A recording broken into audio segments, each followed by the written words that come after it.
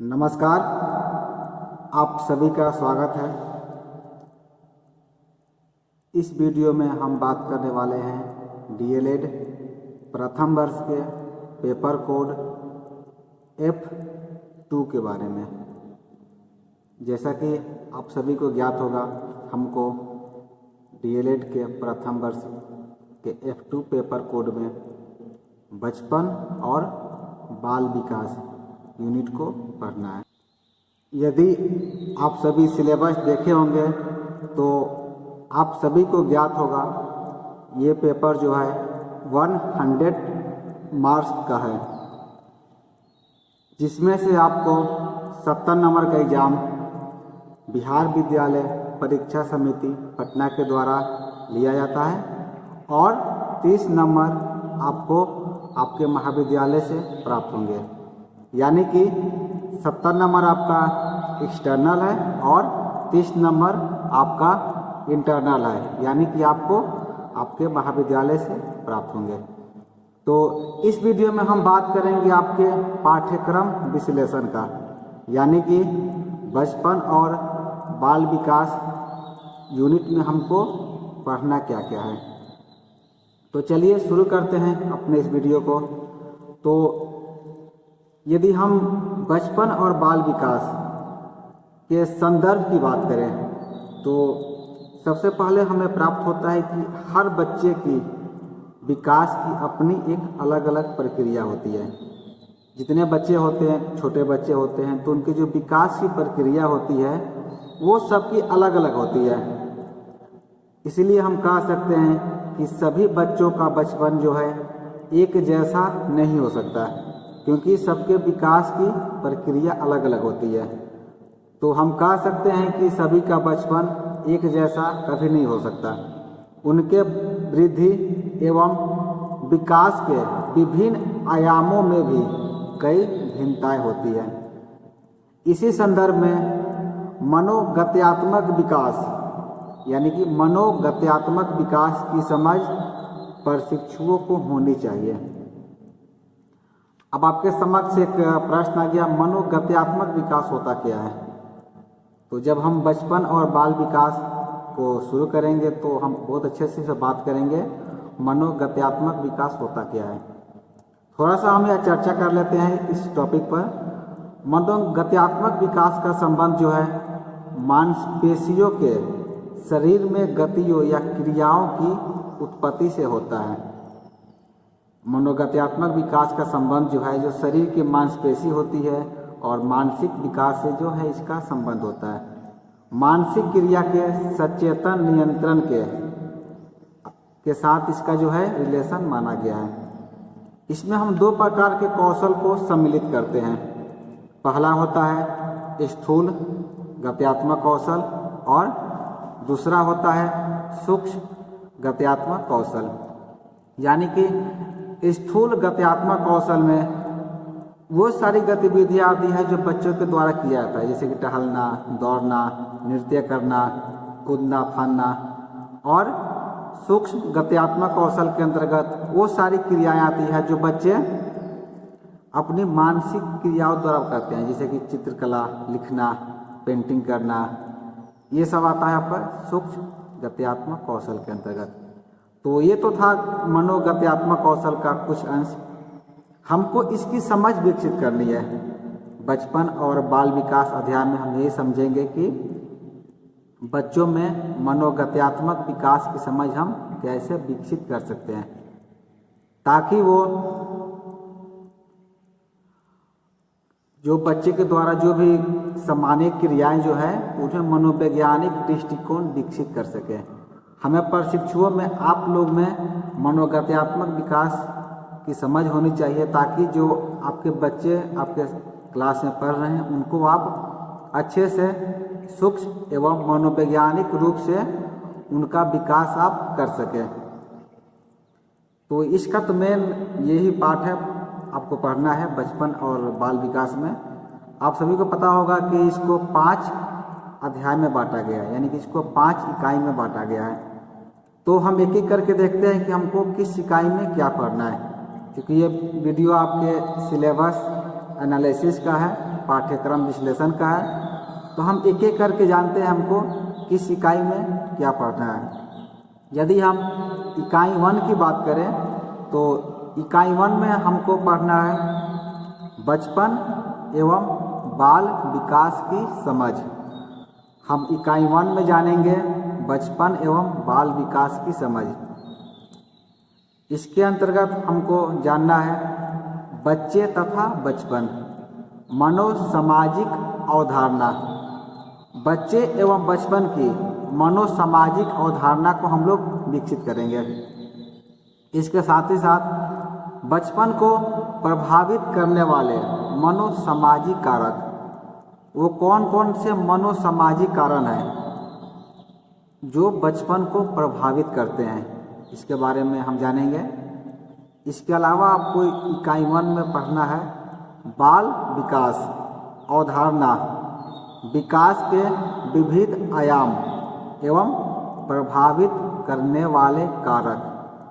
बाल विकास क्या है, इसकी अवधारणा क्या है, विकास के विविध आयाम एवं इसको प्रभावित करने वाले वो कौन कौन से कारक हैं, इसके बारे में बात होगी। एवं एक और चीज़ आपको पढ़ना है इकाई 1 में ही वृद्धि एवं विकास, अंतः संबंधों की समझ एवं अध्ययन के तरीके। वृद्धि एवं विकास का क्या संबंध है, अध्ययन के तरीके हम सीखेंगे इकाई 1 में। उसी तरह यदि हम इकाई 2 की बात करें तो इकाई 2 में आप सभी को पढ़ना है बच्चों का शारीरिक एवं मनोगत्यात्मक विकास, यानी कि बच्चों का शारीरिक एवं मनोगत्यात्मक विकास। जैसे कि मैंने आपको बताया था मनोगत्यात्मक विकास क्या होता है, वो बच्चों के विकास का संबंध जो है मांसपेशी और शरीर की गतियों से होता है, जिसका हम लोग कहते हैं मनोगत्यात्मक विकास। तो हमको इकाई 2 में पढ़ना है बच्चों का शारीरिक एवं मनोगत्यात्मक विकास। इसमें हमको जानना है शारीरिक विकास की समझ। बच्चों का जो शारीरिक विकास होता है इसकी समझ हम लोग विकसित करेंगे एवं मनोगत्यात्मक विकास की समझ, शारीरिक विकास की समझ एवं मनोगत्यात्मक विकास की समझ ये हम जानेंगे। एवं बच्चों के शारीरिक एवं मनोगत्यात्मक विकास की समझ, शारीरिक विकास की समझ, मनोगत्यात्मक विकास की समझ एवं बच्चों के शारीरिक एवं मनोगत्यात्मक विकास की समझ, ये चीज़ें हमको जानना है इकाई 2 में, यानी कि यूनिट 2 में हमको इन सब चीज़ों पर प्रकाश डालना है। वैसे ही इकाई 3 में हमको पढ़ना है बच्चों में सृजनात्मकता, यानी कि क्रिएटिविटी। सृजनात्मकता का अर्थ होता है क्रिएटिविटी, यानी कि कलात्मकता। तो इकाई 3 में हमको पहले ही पढ़ना है सृजनात्मकता। क्रिएटिविटी क्या है, कलात्मकता क्या है, इसकी अवधारणा, बच्चों के संदर्भ में विशेष महत्व। आप सभी बात करते हैं कि बच्चे बहुत ही ज़्यादा कलात्मक होते हैं, बच्चे बहुत ही ज़्यादा क्रिएटिव होते हैं। तो क्रिएटिविटी क्या है, ये सृजनात्मकता क्या है, इसके बारे में हम जानेंगे इकाई 3 के अंतर्गत। बच्चों में सृजनात्मक विकास हेतु विविध तरीके, वो कौन कौन से तरीके हैं जिससे कि बच्चों में सृजनात्मक विकास हो सकता है, उन तरीकों पर हम बात करेंगे एवं जानेंगे। एवं इसके साथ ही साथ सृजनात्मकता प्रभावित करने वाले कारक, वो कौन कौन से कारक हैं, वो कौन कौन से इफेक्ट हैं जो कि बच्चों में सृजनात्मकता को प्रभावित करते हैं, यानी कि क्रिएटिविटी को डिस्टर्ब करते हैं, इसके बारे में हम बात करेंगे इकाई 3 में। उसी तरह यदि हम इकाई 4 की बात करें तो इकाई 4 में हमको पढ़ना है खेल और बाल विकास। हम ये जानेंगे खेल के साथ, प्ले के साथ कैसे बच्चों का बाल विकास होता है, खेलने से कैसे बच्चे का मानसिक विकास होता है, इसके बारे में हमको बात करना है इकाई 4 में। इकाई 4 में हमको पहला अध्याय दिया हुआ है खेल से आशय। खेल क्या है, इसकी अवधारणा, इसकी विशेषता, बच्चों के विकास के संदर्भ में महत्व, ये हम जानेंगे। खेल की अवधारणा क्या है, इसकी विशेषता क्या होनी चाहिए और बच्चों के विकास में इसका क्या योगदान है, क्या इसका महत्व है, ये हम जानेंगे। एवं इसके साथ ही साथ बच्चों के खेल विविध प्रकार एवं संदर्भ, वो कौन कौन से खेल हैं जो बच्चे के द्वारा खेला जाता है, तो उसको कहते हैं बच्चों के खेल। ये हम बच्चों के खेल के बारे में बात करेंगे, इसे कितने प्रकार हो सकते हैं और संदर्भ क्या क्या वो डिफरेंस है, इसके बारे में हम जानेंगे। और बच्चों के विविध खेल सीखने सिखाने के माध्यम के रूप में वो कौन कौन से खेल हैं जिसको हम बच्चे को सिखा सकते हैं। सीखने सिखाने में यानी कि वैसा खेल जिसको खेलने के पश्चात बच्चे का विकास हो, बच्चे को सीख सके, वैसे खेल का आयोजन हमको अपने विद्यालय में करना है। क्योंकि अभी आप लोग डीएलएड प्रथम वर्ष में हैं, जब आप लोग डीएलएड द्वितीय वर्ष में जाएंगे तो उसमें आपको एक पेपर कोड, एक पेपर ही है जिसमें आपको पढ़ना है स्वास्थ्य एवं योग का एक चैप्टर है जिसमें हम खेल के बारे में और विस्तार से चर्चा करेंगे डीएलएड सेकेंड ईयर में। फिलहाल डीएलएड फर्स्ट में आपको केवल एक यूनिट है खेल और बाल विकास।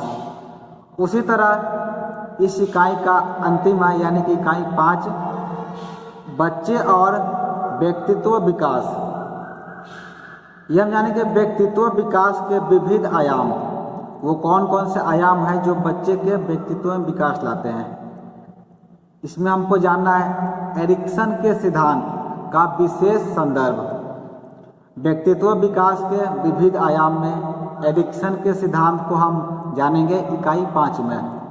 उसी तरह बच्चों में भावनात्मक संवेगात्मक विकास का पहलू, जॉन बॉल्बी का सिद्धांत एवं अन्य विचार।